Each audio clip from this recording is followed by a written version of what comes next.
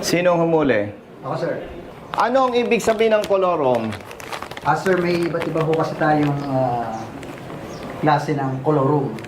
Yung itinigit ko po sa kanila, sir, ay private motor vehicle operating as for hire. Igagalang ko yung pananaw mo. Technical impoundment na lamang. Ano pong ibig sabihin? Tanggal plaka. Tanggal plaka, pwede mo mapatunayan na sa colorum o hindi. Ano? Hindi ka pa siguradong kolorom nga. Opo, pero Yun ang sinasabi ko sa iyo, brother. Pero na-perwisyo na sila, okay. Kawawa ang driver eh. O baka hindi mo alam ang ginagawa ng ibang pulis at enforcer. Nakakita lang, walang plaka. Letse-letse nang abuti ng mga ito. Ang sabi ko po sa kanya, siguro po magulang ka naman. May nabubuli pa sa kanila, sir. Nararamdaman natin. Pero hindi po, tumawa lang po sila. Isang LTO officer ang nanghuli ng isang van dahil nagduda ito na isa itong kolorum. Ang masaklap pa nun, kinumpiska pa ang ORCR at plaka ng sasakyan na nagdulot ng sobrang abala sa driver at sa pasahero nito na napag-alaman na ito ay dadalo na isang palarong pambansa.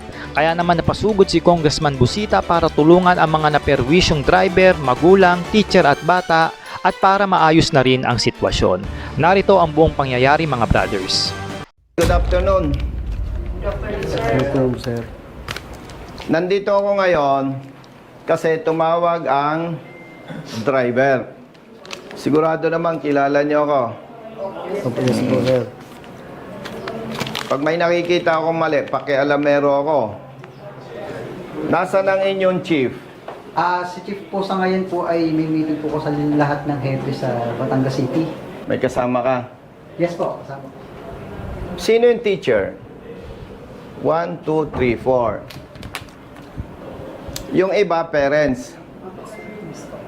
Totoo ba yung report na galing kayo ng Bicol? Yes po. Papunta kayo sa norte dahil may palarong pambansa. Yes po, sir. Tama yon. Opo. Ikaw ang driver. Opo, sir. Kanino ang sasakyan? Sa asawa ko po, sir. Sa asawa mo. Opo. Minabuti ko, harap-harap tayo. At para sa public interest, naka-video tayo. Para kung may mangyaring kapareho nito, magiging malinaw sa lahat. Huwag tayong magsisinungaling para maging maayos. Actually, sir, siyang nag-initiate voluntary dahil meron siyang dalawang relatives dito. Okay. Sa- Sino ang relatives niya dito? Diyan po. Saka ito pa. Sino pa? Tas ka ba? Yung si midwife, relatives ko pa po yan. Kamag-anak kayo? May sinasabi na may anak ka na nauna na dahil lalaro. Opo, sir. Nauna na. Nandun na? Nandun na po. Ilan? Isa lang. At ito, may kamag-anak ka. Nakisabay. Lahat kami parents ng players doon. Yon, parents kayo. Anong usapan nyo sa fuel? Sabi ko, sir, sa kanila, sila naman nagsabi na, pagdating sa diesel, hati-hati na lang daw sila. Yon. Tama ba sabi niya? Opo, sir. Siyempre, galing kayo ng Bicol, papunta kayo ng Norte, 100%, nag-diesel na kayo. 2,000 po, sir, sa Kalawag. Ang tanong ko, nangyari ba yung usapan na hati-hati kayo doon? Yes. Yes po, sir. Okay. Nag-share ka, hindi? Hindi po, sir. Oh, wala kang share. Brother, Yes, sir. ano ang ibig sabihin ng kolorom? Sir, may iba't iba po kasi tayong klase ng colorum. Yung itinigit ko po sa kanila, sir, ay private motor vehicle operating as for hire.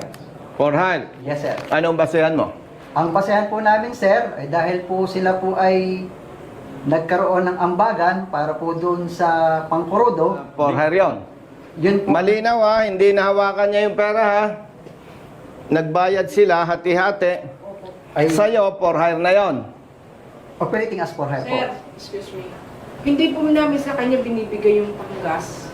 Isa pong parent ang mahawak, siya ang magbabayad. Sige, sino? Para malinaw. Sir, Ikaw. Opo. Ang unang binayaran mo sa Calao, Quezon, 2,000.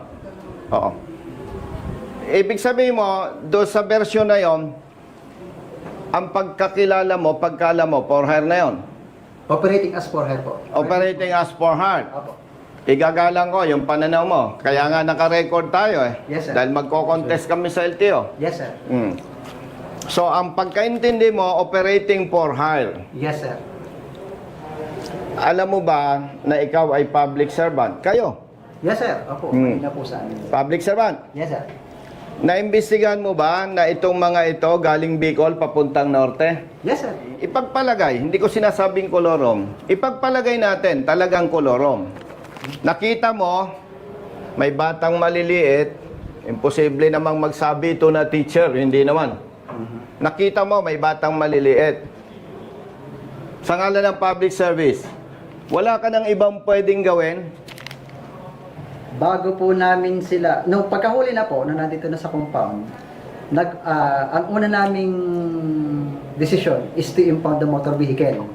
So, ang instruction namin, kami po ay nagsabi sa kanila na para naman po kami makatulong kahit papaano at makapagpatuloy po sila sa pagbabiyahe, kami po ay nag-offer na ihahatid po namin gamit ang aming mobile sa terminal at para po sila ay makasakay ng bus. Habang nagtitigat po kami, actually nakaprepare na po yung impounding receipt eh. Siyempre, may mga kasama din po kami na nagtatawag sa hepe namin. Oh. Report po yung nangyayari. So ngayon, dahil nga po nakita namin na maraming pasahero, may mga bata, nag-decision po ang hepe namin, binigyan kami ng instruction, ganito sir, technical impoundment na lamang. Ano pong ibig sabihin? Tanggal plaka. Tanggal plaka, pwede na po silang umalis. Kawawa ang driver eh. O baka hindi mo alam ang ginagawa ng ibang pulis at enforcer. Nakakita lang, walang plaka. Letse-letse nang abuti ng mga ito. Imagine! Mr. Sakal, kanya kahapon, nasabi ko na maawa kayo. Dala namin sir ang ibang gamit ng mga bata, yung sapatos. Kasi po hindi kasi yung timbang po sa aeroplano. Nauna na po yung mga bata. Pambihira Ang sabi ko naman. po sa kanya, siguro po magulang ka naman. May nabubuhay pa sa kanila, Naiintindihan o sir. nararamdaman natin. Pero hindi po, tumawa lang po sila. Wala naman problema kung kawawa naman yung mga bata, ticket na lang. Tapos sir, proceed ka na. Magko-contest ka kasi ikaw ay inaakusahan ko ng kolorom. Pambihira naman oh. Tawagan mo yung epe mo. Kausapin ko. Sir, excuse na po. Itinatawag lang po kay RD po na Sige. yung regards po doon sa matter na gusto niyo po. Sige. Huwag lang po sir. Pwede tayong magpatupad ng batas na hindi masasakripisyo ang kapwa natin. Ibig mo ba sabihin, kung pinatuloy ninyo yan, tinikitan, wala na kayong habol, may habol kayo Bakit? Magre-renew ito ng lisensya. Magre-renew ito ng sasakyan. Pwede ninyong padala ng shokus order. Ang daming method ang daming ways. Pero tingnan mo naman mga bata Yun nga lang, nasa bahay ka, walang tubig. Iritado ka na Ito. Kulang sa tulog sa sabi nila, sir. Tapos itong mga to, majority, mga babae. Pambira naman Brother, naintindihan ka dahil hindi ka hepe. Pero gamitin nyo naman puso nyo. Naniniwala kang siya ay sa ngalan ng pagpapatupad ng batas. Siya ay suspect pa lang na nangungulorom. So, Hindi. pwede ko mapatunayan na sa kolorum o hindi. Ano? Yon, ibig sabihin, from that words, hindi ka pa siguradong kolorom nga. Opo, pero... Yun ang sinasabi ko sa iyo, brother. Opo. Malinaw yan. Opo. Hindi ka pa sigurado na kolorom nga. Opo. Pero na-perwisyo na sila. Okay, i-shortcut natin. Nag-contest.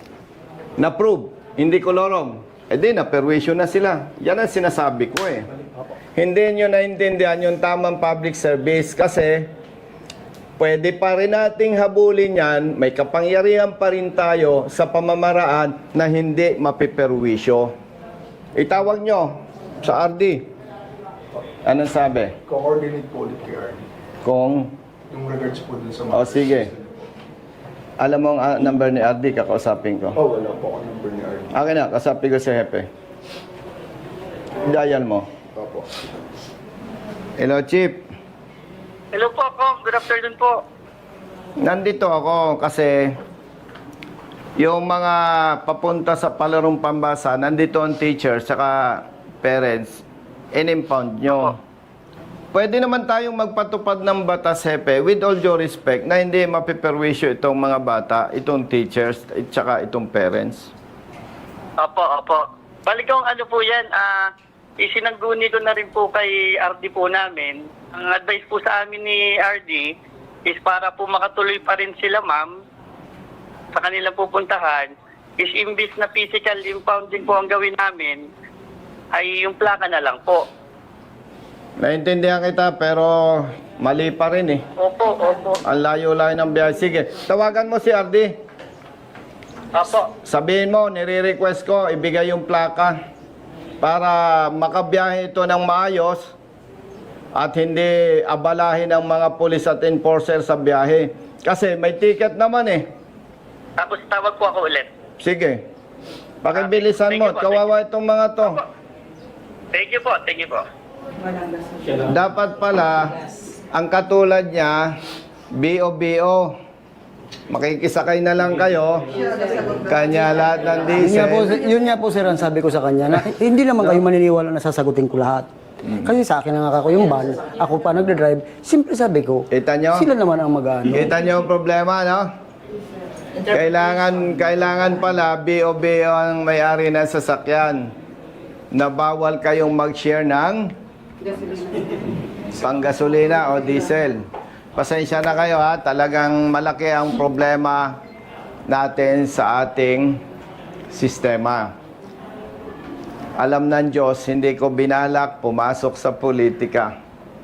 Pero nakita ko ang pang-abuso, pang-api, at maling pagpapatupad ng batas. Kaya ako'y pumasok sa politika. Naging congressman ako. Bakit naghahangad pa ako magsenador? Nakita ko, kulang pala yung kapangyarihan ng congressman para ipaglaban ang ating mga kababayan na inaapi at inaabuso. Tutulungan natin siyang mag-contest. Okay? Kasi pagka yan ay hindi natin tinulungan, nagmagandang loob na sa inyo, ma-impound pa yung sasakyan, ang multa 200,000. Kasi ang intention, pag kolorom, kunwari ako nagkokolorom, ang unang intention ko, kumita ng pera. Yon. Pangalawa, habitual, paulit-ulit. Kasi siyempre, kung kolorom ako, kumikita ako sa inyo, dapat ulit-ulit. Sana man nakakitang kumikita ako, tapos minsan lang. Pero ako nagtitiwala naman sa kay Asek Bigor Mendoza na hindi sapat na basehan yon para sabing kolorom. Yung mga damit ninyo, yung gamit nyo, nagkasya sa likod. Pinasuot ko po sa ilalim ng ano sir, kasi sabi ko nga, puro lang bag, walang malita. Kaso may malita, pero may bigas Ilang pa kami, kilong sir. bigas dala nyo? 40 kilos, sir. 40 kilos. Para makatipid ka. 40? Makatipid lang ako sa budget. Kasi po wala talagang budget. Tipid-tipid lang kung may nagbawa. Sulisit na lang 40 sir yung iba. kilograms sa bigas. Magkano isang kilong bigas? 20 daw po. 20? Ha? Hopefully. 57. 60 times 40. Brother Matt, kunin mo yung bigas, babayaran natin. Bumili na lang kayo doon para mabawasan yung bigat. Thank you, sir. Mm-mm. Ha? Tinanong ko nga ni Sawan. Magkano, Gonzo? 2,400. Pag yung 40 kilos, 60 pesos. 2,400. Walang nga mat, magkakalkulator ka pa. Ano si Kuya? Pambira naman to. Maya ka nga. Ito, walang calculator, 2,400 daw. Naninigurado lang po. Ikaw Kasi recorded. Sir, hindi lang daw po makontak ni Chief si RD kasi kasama daw po si Secretary Dizon ngayon. Pero yun naman po, bago naman po kami mag-ticket at bago po magbaklas ng plaka, ay sinanggunin na naman namin po yung kay RD. So ang instruction po ni Hepe, RD mag-i-stick po kami doon sa... Hindi bale, ako ang tatawag kay Hepe. O, iwanan nyo yung bigas. Makagaan din sa inyo. Gawin nyo lang tatlo niya. May ari ng bigas. Come here. Oo. Tatawagan ko si RD para doon sa plaka. Option 1, kung hindi ko makontak si RD, takbo kayo. Ilan ang plaka tinanggal? Lahat po, sir. Lahat? Yeah. Alang yan naman po. Kinawawa kami. Basta may makakitang pulis dyan, may makakitang enforcer. Gusto kami palabasin. Ay, Diyos mayo naman. Pababiyahihinin mo. Bakit kinumpis ka niyo yung ORCR? Hindi man lang kayo nag-initiate na, sir, papaserox ko ito ha, para may kopya ka. Paano pala kung itong mga ito'y walang utak? Tumakbo, naniwala sa'yo, walang plaka, una at huli, walang ORC yan, Wala lahat. wala lahat. Hello po. Madam, good afternoon. Yes po, po. Public service ito ha, naka-loudspeaker ka kasi nandito yung mga teacher, nandito yung parents. Wala namang usapang personal. Nandito pa sila kasi ang kinakatakot nila, 2 plaka pala ang tinanggal sa van. Ay imagine, madam, real talk tayo. Papunta ito ng Lawag City. At dadalo sa palarong pambansa. May 3 bata dito, kung hindi ako nagkakamali, mga 6 years old, 10 years old. Tapos, 4 na teachers. And the rest, parents. Ay, kaya pala kagabi pa, hindi sila makaalis-alis. Alam nila ang sitwasyon. Pag tumakbo ang van, walang plaka, baka 3 araw na sila sa biyahe dahil lahat ng dadaanan nila na may pulis, lahat ng may enforcer, paparahin yan. Ang haba-haba ng kwentuhan. Ngayon, pinapatawagan ko kay District Officer, si RD. Mukhang may event. Tinatawagan ko si Executive Director, parang may conference, hindi nasagot. Ito naman, madam, sa ngalan ng public service, may ticket, alleged colorum, may holding pa rin ang LTO kasi magre-renew ng sasakyan, magre-renew ng lisensya. Ang request ko sana dito sa LTO dito, huwag kakalimutan yung public service na hindi naman mga kriminal tong mga to. Kagabi pa, kahapon pa na dito. Ang request ko, sa ngalan ng public service, with all due respect, ipa-release ninyo ang plaka dahil talagang baka abutin to ng 3 araw o 5 araw. Ang layo ng Lawag. May po kaya silang copy ng ORNCR? Siyempre, may ORC yan. Nandiyan po sila, sir. Kinuha po nila. Kinuha ng enforcer. May kopya pa ang driver. Wala po, sir. Walang kopya na ang driver. Wala po, sir. Naku, lintian yan. Wala nang kopya ang ORCR itong driver. Kinumpis ka ng enforcer nyo. So ganito na lang po, sir. Yung copy ng ORNCR, papa-photocopy na lang po dyan sa LTO San Pablo. And then, ipa-ano na lang po namin ang plate. Then kung ano po, pwede naman po silang mag-file ng protest. Exactly. Pero ang ano nga dyan, madam, pakituruan nyo yung mga tao nyo. Balansehin yung pagpapatupad ng batas at public service. Tama yung sabi mo. Imagine pala, tatakbo, walang plaka, walang ORC yan. Wala po, sir. Kasi kinuha po niya. Talinti ka na. Sige sir, di pa ano ko na lang po. Pakibigyan mo na instruction itong assistant chief. Ito. Sige po, kausapin ko na po Okay, si okay. Chief Melvin. Ang Chief Melvin. Okay. Hello, Chief. Yes po. May copy tayo ng ORCR ng sasakyan. Yes po. Confiscated. Di i-photocopy na lang para may copy ang driver. Opo.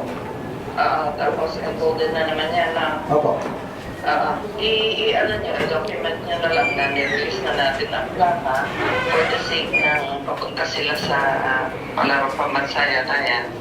I-document nyo na lang na na-release natin sa kanila yung ano, pwede mo namang papirmahin doon sa copy ng DOP. Ang magiging basis natin is yung may iiwan na copy sa atin ng ORNCR. Okay, Chief. Kami po. Okay, sige. Then pwede naman sila mag-file ng protest. Sige po. Okay, sige. Thank you. Madam, thank you.